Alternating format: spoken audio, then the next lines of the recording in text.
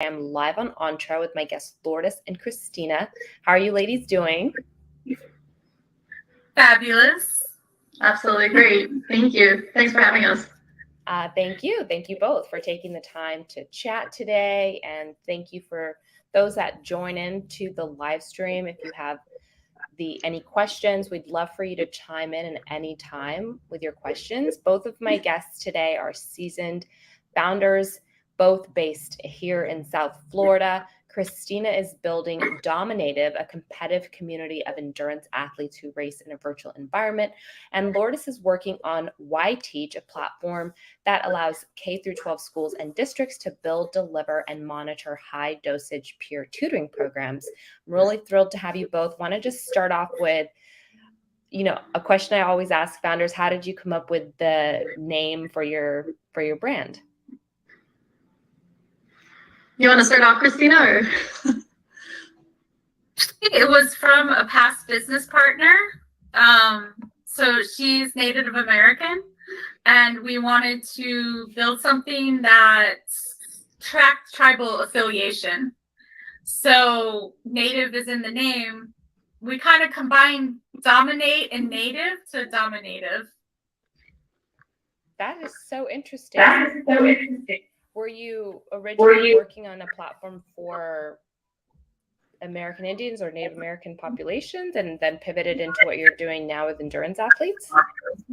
No, so I partnered with her. I started out at my 9-to-5 gig producing endurance events. And then I met her in a PhD program I'm in. And I really learned a lot about Native American business, about Native American tribes in America, the disenfranchisement of them, and really like the fact that they're not tracked. So they're, it's commonly called they exist. Like that's their message to the world, is they exist. So working with her, I had a desire to bring in-person events to like Native lands and territories. But when we were talking about virtual, the big thing is that people that have tribal affiliation really can't race under the flag of their tribe. There's no place in our modern sports world and franchises for that. And so that's something that in the very beginning, I said, well, we should be the pioneers for that because it should exist. And then representation happens. It's a first step. It's not solving any of the problems, but it's a first step because representation I always see as a first step to inclusion. What an interesting story. I had no idea that was kind of like the story behind. And I want to get a little bit more into that.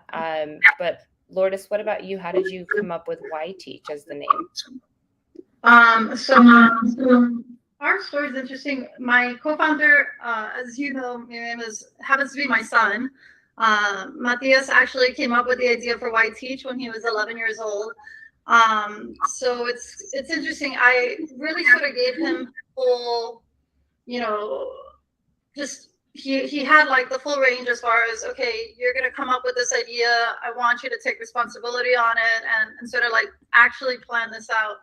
And so he initially named our corporation as Young Teachers because it's a peer-to-peer tutoring. And so he thought, okay, these are young teachers who are helping other students because it's a peer-to-peer tutoring and scheduling app, right? So you had young teachers, and then he had actually researched looking at other companies and saying, there are companies like Venmo, and he said, okay, it's mobile vendor, and they sort of, consolidated, put the words together and said Venmo as a mobile vendor. And so he thought YTeach was young teachers, get the Y, and then, from young and teachers, teach.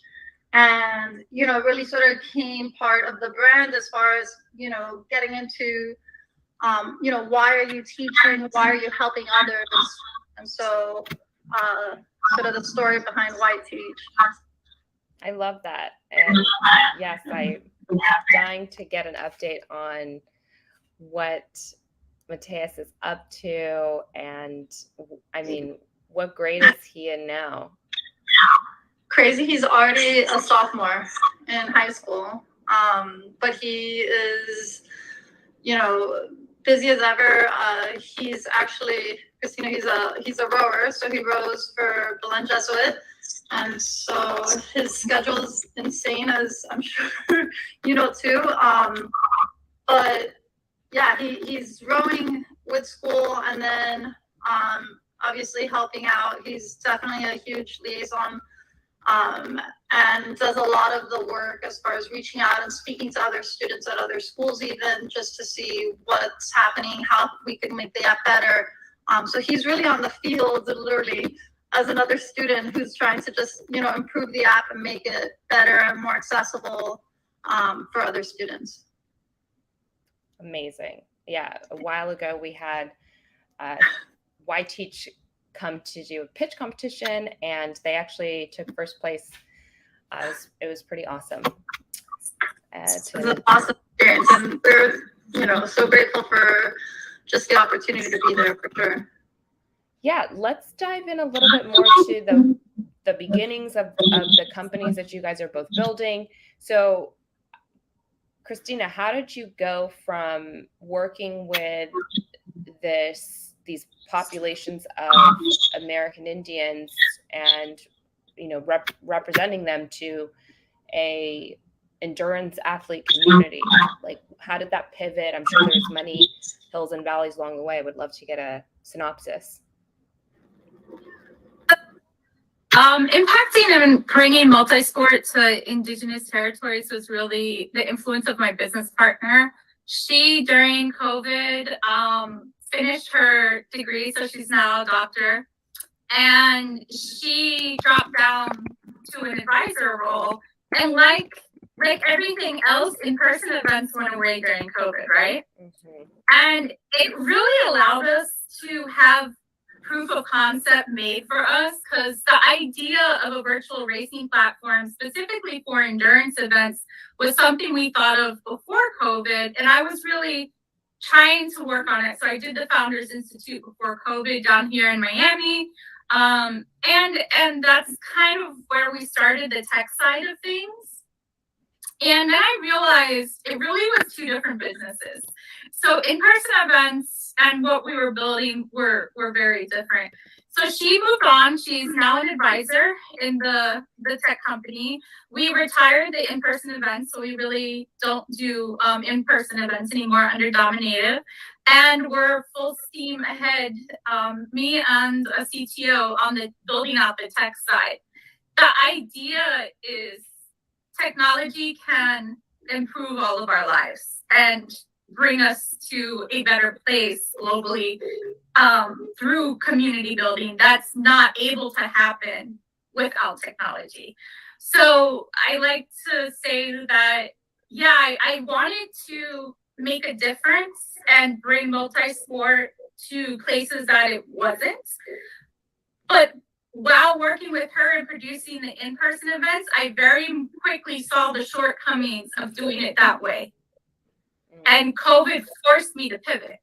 So I'm glad COVID forced me to pivot. I probably would have been much slower to that pivot if it hadn't happened. And like I said, now the idea of a virtual competition is adopted by everyone. And I see it as something in addition to in-person events, not taking place of in-person events. Makes sense. Yeah. Lourdes, I know that you have been around since before the pandemic. Would love to get an update. Like, how did you fare through that time transitioning? How did YTeach go through the pandemic? And then if you could also give us a little history of how, you know, YTeach started, the motivation behind it. So as far as, you know, the story behind YTeach, I actually, similar to Christina, athlete. I played tennis in a Division I school, and so, you know, that competitive nature is very like dominant just in our characters. And so I really struggled when I had kids, as far as I didn't want to have this crazy insane focus on, you know, you have to be number one or you have to get the top grade in the class. And so I forced myself, and I mean, to this day, honestly, there are probably so annoyed with me at this point, my kids, but I ask them every day, you know, what did you do to help someone today? I'd ask them, you know, first thing they get in the car and it's like, what did you do to help someone? And, you know, pre-K 3, it's like I lent somebody a crayon or held the door open. And like I said, Matthias in 5th grade comes up and he was like, before you ask, I have an idea, and it's not how can we help one person today, but how can we help a lot of people every day? And so that was really the concept behind YTeach. He's like, if you have an app where, you know, students always have questions and sometimes they just don't know who to ask, you can get on the app and find some. I mean, I would want this in my life, honestly. Like, how many of us have questions all the time? And there are people around you that help you, just sometimes don't know where that connection is. And so, you know, this idea for YTeach comes about. He, you know, puts it together, really had created a basic coding form of YTeach, but obviously my background's in legal, attorney actually also. And so I'm thinking in my mind, like security and minors and all of that. And so I told, you know, Matthias, well, you have this basic coding form. Let's now look at, you know, put these wireframes. So he literally would print out wireframe, and he designed exactly what did the app look like as it went through. And so he does that, and we went with a friend of ours that had a full agency company, helped us create the app. And really, it's so interesting. Pre-COVID, you know, we applied to eMerge. We're literally selected the day it launches as like a top 10 early stage startup, which was insane. And the focus really was so much as far as, you know, we wanted to force those in-person connections. We feel that students and young people in general were sort of getting disconnected. My son's school, you know, is an example of sort of this iPad, you know, everything's on. They don't even have a textbook really for most of their classes. And so it was really trying to push, how do you help those students communicate and have that face-to-face interaction? It was literally, we're beta testing at my son's school, and from one day to the next, within months, you know, COVID comes in, and you're just similar to Christina. It was like, okay, pivot, what are we gonna do? You know, and I think when we realized as a society that this wasn't just going to be 2 weeks, you know, it's going to be a little bit longer than that. And the need that students really needed help, they were having trouble. Everybody was sort of figuring out how to get that, you know, learn online. That schools came back and said, okay, let's try this online too. And, you know, I'd say the best feedback, or just like the biggest feedback we get all the time from students themselves, is the flexibility of, you know, a lot of people do clubs or play sports, and they can't necessarily meet with their teacher every time, like right after school or when they have certain office hours. So the flexibility to schedule it and say, look, I'm going to get out of practice with this game at 5:30 or 6. Can you meet at 6:30? So it really did pivot a lot from that. And then now I'd say we're, you know, probably like a 2/3 virtual, a third live, where students really have embraced that flexibility of being able to get help, you know, whenever they need it, really. Yeah, I absolutely love that and understand the urgency of being able to meet people kind of where they are, especially with students and families. I think that that's huge. Yeah. Both of you guys, I'm sure, have faced a lot of different things. Did anything come to mind if I ask you, you know, what are some of the challenges that you've overcome along the way?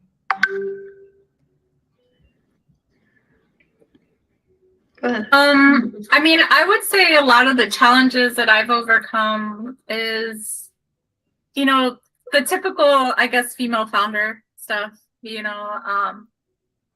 In the Founders Institute on demo day, I was the only female founder in the space. There were 6 of us. Just being the only woman in the room is something that I had to look for spaces that were not just, okay, we're accepting female founders or we're female founder focused, but that were authentically welcoming for women. And I think something being female founder focused and authentically welcome for women, I learned is two very different things. So I then started to really be selective about my environments and my spaces and where I showed up. Not everyone got to see Christina anymore, quite frankly. So that became something that I had to overcome. If I was in a space that mansplaining was happening, I was getting shut down, or I was being used as a token, like this is our one female founder, like I just would leave those spaces. I wouldn't stay engaged. So that was a little bit hard to do though, because I think that's when the personal stuff comes up. The stuff that's not, on the to-do list, it's the mindset stuff. So I had to work on, of course, overcoming like a mindset of also I worked for the state. I worked at a state university, having a paycheck every 2 weeks. That became something you get used to very quickly, is not having that when you go full-time in a startup. So yeah, those were some of the struggles. And two, I'm a little bit more open about it now. I wasn't before. One of the reasons I left and decided to pursue this is because I was diagnosed with PTSD, and that going to work every day, commuting, being available for others on their time didn't fit me health-wise anymore.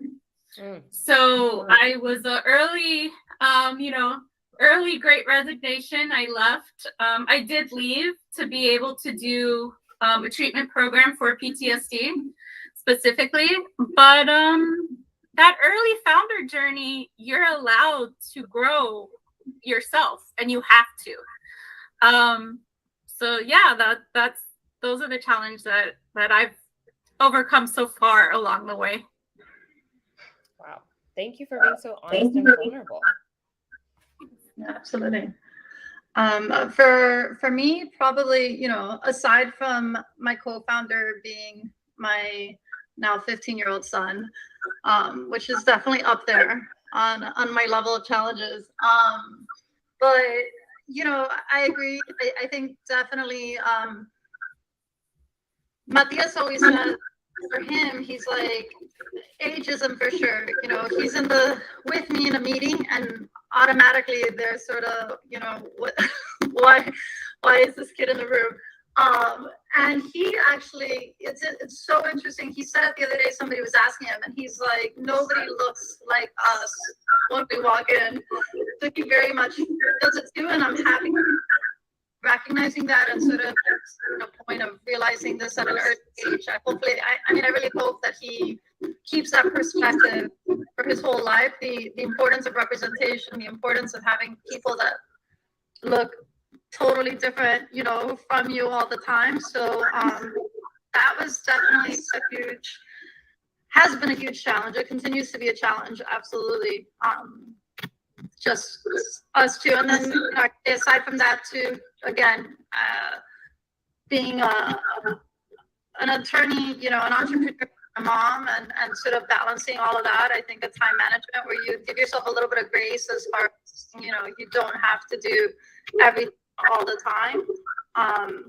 I think that's definitely a reminder I have to give myself on a daily basis. So yeah, I can't imagine. You're like working with your son, parenting your son, you have your job. That's like so much.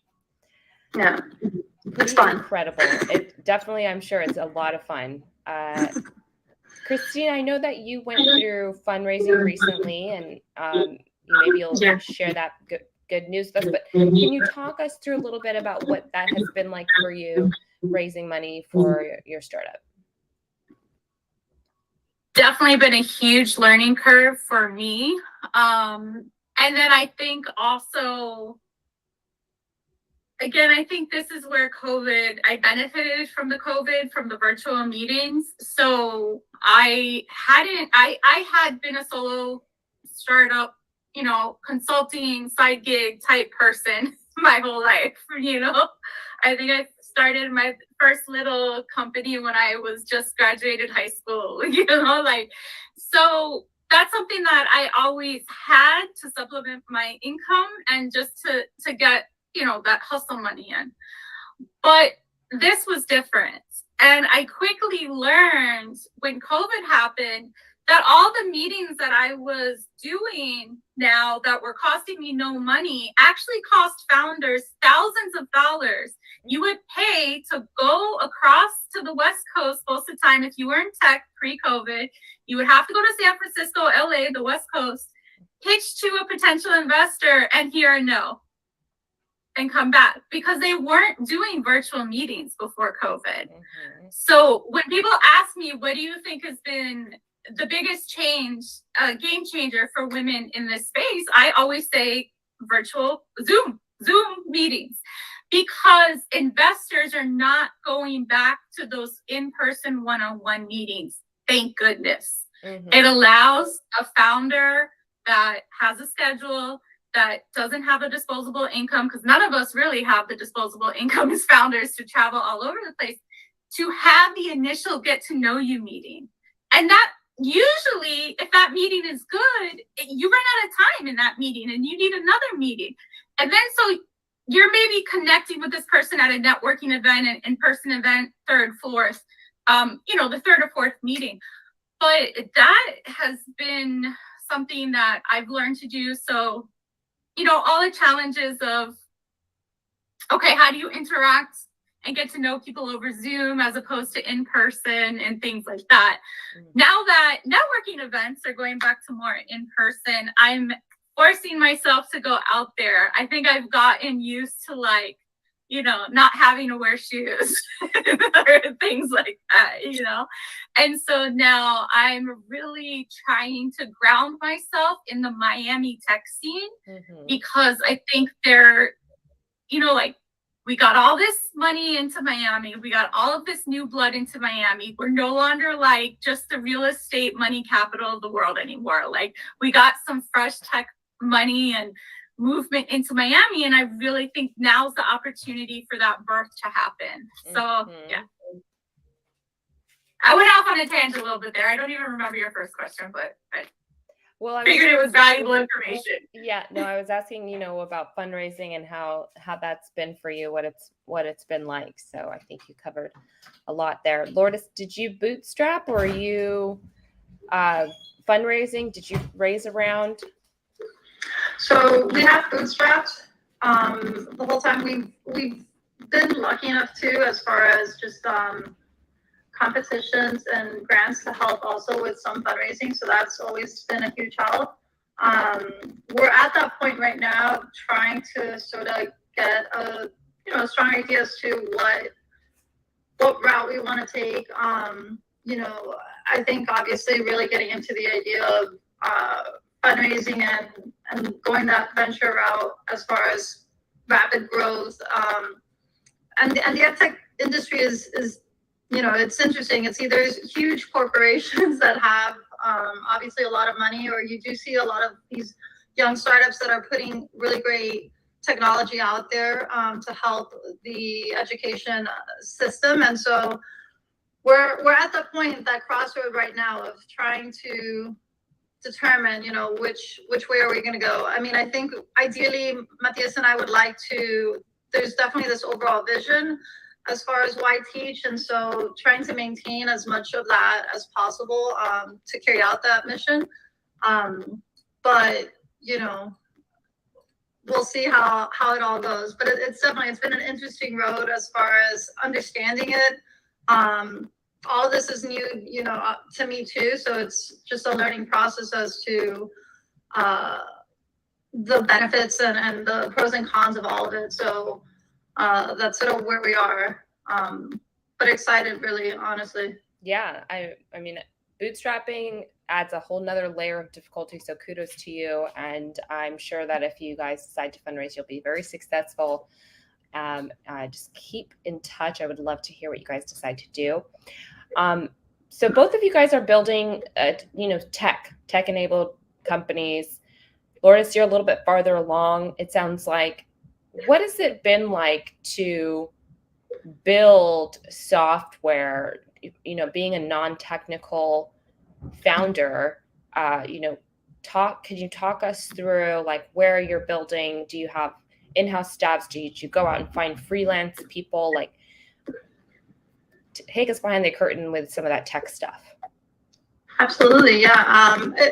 You know, I consider myself like a techie person, as far as I've always enjoyed. I like the accessibility and the ease of technology, and you know, like we were saying in the beginning, there's so many great benefits with technology. I think the same as, obviously you could of course throw the negatives too and play devil's advocate. So it's always a balance. As far as getting into it, really with SaaS and everything, you know, it's been such a learning curve. This has definitely forced me to go outside of my comfort zone, for sure. So it's really just that learning curve of trying to gather as much information as possible. As I mentioned, I mean, we were really lucky that we had a friend who had a full media company. I literally typed up Matthias's business plan and emailed it to him. I didn't even tell him that it was Matthias. I just said, this is an idea. Let me know what you think. And they came back and they thought it was a great idea. And I said, all right, you know, and actually it was two. I sent him an idea I had started, which is how Matthew even got the idea of a business plan. He asked me for a copy of my business plan to look at the format. And so he like literally just used the, you know, the headers and kept going and did it his in like a week. Me, it took me, you know, 4 months, of course. But, you know, we sent them both. They liked them both. And I said, you know, when else would I have an opportunity to do something with my son, you know, at this point? And so we embarked on YTeach. And so we were very lucky that he was a Miami-based company and had everybody here. And I think it did get to the point where we had to figure out, we needed somebody who really could help us on the day-to-day. And he knew this too, you know, it was very mutual. They are still advisors for us and help us all the time. So we sort of transitioned to getting some freelancers who helped us along the way. And again, for us, a big part of our mission is accessibility. You know, we don't believe that just because you could afford private tutoring, that should be the reason that you're more successful academically. So it was really, how do you provide help no matter what? You know, going back to COVID, it showed that Hispanics and African Americans were twice as likely not to have live instruction as whites. So you really saw where access to technology was so important. So we've now gone with someone here in Florida who's helping us with the development and just spreading it, as far as we've gone from iOS to now Android, and also providing a web app so that a student anywhere, whether it be in the computer in their library at school, or because they have whatever phone they have or whatever technology is available at their school, they'll be able to find someone who can help them. Amazing. We do have a question that's come in from the audience. Hello, ladies. Thanks, Carl, for chiming in. It's great to see you. Have a quick question. What did you do before starting your business? So I was full-time at Florida International University. So if you're local, you probably know what that school is. I think my official title was Assistant Director, Aquatics, Student Affairs, Wellness, and Recreation. Yeah, like it was one of those long university titles. Basically, I was based on the Biscayne Bay campus, and I was in charge of booking the pool, risk management for the pool, and all of the swimming and triathlon and running events that would happen on the campus for the student population. So I had years of like hosting color runs and all these swimming events and all these different things. Luckily, if you don't know, FIU Biscayne Bay campus is blessed with ocean access, so it's on the bay. So yeah, it's a beautiful campus. So that's what I did. I did that for 15 years. I'm older than I look. Definitely. I'm like 15 years. Whoa. Yeah. Yeah, and I was, I still am. I'm a practicing real estate attorney. So also been practicing, I'm aging myself, but like 17 years. And, you know, have pretty much stuck. I graduated from the University of Miami School of Law and went straight into real estate. So have been doing that also. Very cool. Yeah, I didn't know that it was specifically real estate attorney. That's very cool. We do a weekly real estate room here on Entre, actually. I would love to have you on for. I'm sure it's busy, actually. No. Yes, definitely. For those that are just joining the conversation, welcome. We're live with Lourdes and Christina. Lourdes is the co-founder of YTeach, a SaaS educational platform that taps into the power of connection with peer-to-peer tutoring and scheduling app. Working together with schools, YTeach connects students to build positive relationships and foster a network for learning. And Christina is building Dominative. It is basically creating a competitive community of endurance athletes racing in a virtual environment. And this is because becoming an endurance athlete is complicated, and there's no virtual community that are directly tied to events and competitions. They're aiming to bring endurance racing to those who seek a healthier lifestyle without the hassle of expensive coaches or having to travel to distant locations. If you have questions for them, chime in with those and we'll make sure to ask. We've got just a few more minutes that we'll be chatting along, but we'd love to have you guys join the conversation. So we've talked a little bit about the tech behind building the company. I wanted to touch base with both of you guys. I think you can offer an interesting perspective about, social media, content creation, especially Lourdes, you have your son is involved with the business. What are your thoughts on the future of content creation, social media, the different channels? Right now we're seeing TikTok and Google going to war with search and Instagram. I don't even know what they're doing anymore, but I thought, what's your perspective on all of that? I honestly, with social, I feel that we're in an insane situation because, obviously for us, the customers are the schools, right? They're paying a subscription for YTeach. And so this is a free resource to the students. So you have to, in one sense, appeal to the schools and educators and administrators who are making these types of decisions. And then at the other end, you have the actual users who are students. It's super interesting as far as obviously you have all these different channels and each one is geared towards something. And we've all sort of taken a role as to obviously, I'll lean towards maybe a LinkedIn platform to let people know as far as things that are happening, our newsletter, things regarding education specifically. Matthias will definitely handle a lot of the content creation that's happening on our Instagram account. And actually we're reeling in my daughter is because she's just so good, as it's so natural to her with TikTok and everything. And so it's her starting to create some content as far as study tips and things that students look at specifically, so to gear it towards that user. The content creation is, I think, a whole separate job on its own, and really requires a ton of organization and in our case is coordination as far as getting all those different aspects together. Yeah, totally. And that's very exciting. So it's becoming a whole family business. That's very cool. So I really feel that social media will evolve as just like decentralized finance. I believe we'll have more decentralization in community in general. And I think that will evolve, maybe not necessarily with NFTs, but content creators will have more autonomy, I believe, in the future over their own content.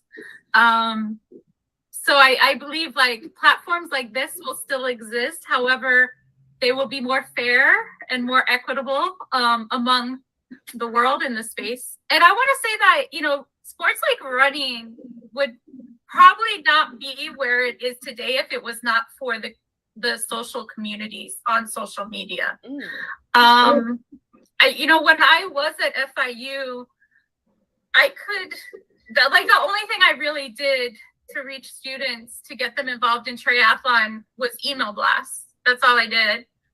And then it got to where that didn't work anymore. So we had to go where the students were, and that meant social media. So they would find us not necessarily from a corporate ad space in social media, but I would join a group where students existed. And that group maybe would be an active group, like a triathlon or a swimming group, and I would post our event. So I believe that the space is going to become less and less corporate, less and less brand driven, and more individual content creator driven. And I'm all for that. I am like 100% on board. Awesome. We're getting more questions coming in from the audience. What type of person do you think should be an entrepreneur? Sorry, I'll give you a little bit of my background. So I personally believe anyone can be an entrepreneur. If you are specifically have gone through a lot of struggle early on in your life, you can be an entrepreneur. So I came up, I'm originally from South Florida, born and raised in Miami. And I was raised by a criminal career father in Miami. He ended up going in prison. Like all these tragic and horrible things happened. Right. So I grew up wanting to be like this normal, average person. And I will say an entrepreneur is the opposite of a normal, average person. So that, sitcom lifestyle show is not the life of an entrepreneur. The Instagram post is not the life of an entrepreneur. It's a atypical, I guess you could say, lifestyle. And I share a little bit of my background because every time I'm in a space like this and I share it, later on someone crosses my path and says, oh, I had this, or I had a parent that was incarcerated, or I was in the foster care system too, or I was this. And I just want people to know that like, it doesn't matter. It doesn't matter. If you can envision something, I guess maybe the personality is like an innovator is ideally an entrepreneur. If you can envision something and bring people into that vision, I think that's the type of person who has to be an entrepreneur. Well said. And we're getting some agrees from the audience as well. Lourdes, anything to add to that? It's so interesting. I'm actually working on something now, and it gets into the idea of, where I think an entrepreneur, that entrepreneur mindset, it starts so much earlier. Like it's, if you think about a kid who, and I use this joke, the kid at like a Target who is screaming and yelling until they get their candy or, a toy that they've been asking for. I'm like, okay, this is like a master negotiator. If you have this kid working somewhere, it's like, he's not accepting no, right? This is until I get the yes. And so I actually have a belief that it's almost like that quote from Pablo Picasso where, you're born an artist and you sort of have to like go back to remember that. I feel that, a lot of times we're born with sort of that resilience and grit. It's the saying of a baby doesn't stop trying to walk because they fell, 1,000 times. They're going to keep getting up until they finally walk. And so I do believe that. I think it's where we start, for whatever reason, obstacles coming our way, and all of a sudden these limiting beliefs, and you start thinking, oh, I'm supposed to be within some box. And, if you sort of step back and really look at where are those passions, like what is it that you really truly enjoy? How can you help solve some problem? And just going back to that resilience and grit and persistence, I think really anybody really has that to start. It's just sort of taking that first step and moving in that direction. Yes, very, very good points, both of you. And thank you for your question, Carl. That's a great one. We're getting close to the end of our stream. So if you have any questions, make sure you drop those in. I want to talk a little bit about work-life balance. Lourdes, you touched on it a little bit earlier, but any more insight that you guys could give? I mean, and if it's like, oh, I don't have work-life balance at all, that's fine too. But just while we're on this topic of, you know, what it takes to be an entrepreneur, how are you balancing, you know, that with your life? And Lourdes, you're doing so many other things as well too. Christina, I know you're as well, beyond just what you're working on, you're doing other things that you're working on too. So how are you guys balancing everything? I'll start. Yeah, I mean, I think I don't believe that there's really this full-fledged like work-life balance and everything's going to be perfect. There's going to be moments that, you know, you're giving 80% to something and 20% somewhere else, and it's sort of just keeping that focus. I definitely am a creature of routines. It's again just part of my personality, and so I do sort of, you know, the night before, I'll write down my priorities for the next day. I'll make sure that I'm looking at all these different categories, whether it be, you know, any legal files I'm working on, things I need to get done on YTeach, and things I need to get done at home. And hopefully, ideally, you know, something I need to do for myself too. So I think it's just trying to check all those boxes, making sure none of them sort of fall off, you know, and if I see maybe I haven't, you know, touched one box in a little while, like go back to it, you know, and reflect on that and make sure I'm not missing anything there. Mm-hmm. I would say that for me,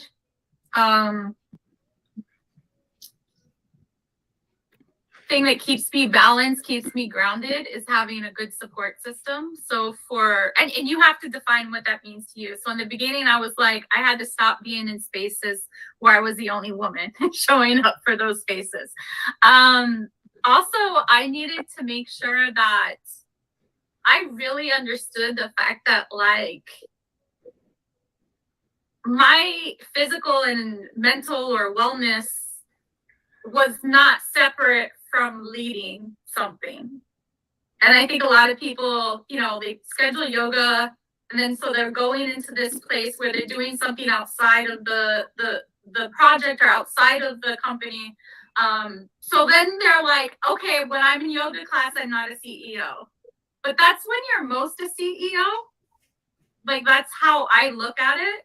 So some of my like weekly practices are, you know, I'm native, I go to the beach. So meditating by the ocean. Every week I make sure I'm out in nature. It also speaks to the industry I'm in, but this is something that like you have to kind of understand of yourself and learn your rhythms and learn what helps you feel grounded and stay in that balance. Like a balance. I see work-life more as integration, rather than like a balance. I have an adult child though, so you know, my son's 22. He's off in Hawaii for college, so that's different than when he was in high school and I had to do pickup and carpool. You know, like. But if I didn't have that support, then I wouldn't have been able to do certain things. So whatever the support system that is most important for you in that time to be in the space, I think. Great stuff there. And I kind of answered as well another question I had about, you know, just how do you guys take care of yourself? So I appreciate those. And community is really hot right now. You know, we're seeing people hiring for community positions, community management. Both of you guys are, you know, dabbling in community, peer-to-peer, coming together. Why do you think community is becoming such an important part of building a brand, and what's the future of community building? Yeah, I mean, for us, you know, part of our tagline on YTeach is you're building a community of lifelong learners, you know, and I think I remember we received an email from a parent actually during COVID, and it was where the son was feeling so isolated and, you know, obviously had gone from going to school every day with a class full of people to being alone all day, and was really struggling. And so her email is essentially where she finally goes by, and he had connected with a mentor, a peer tutor who was really helping him. And then they started talking and laughing about, he was asking him advice on courses to take.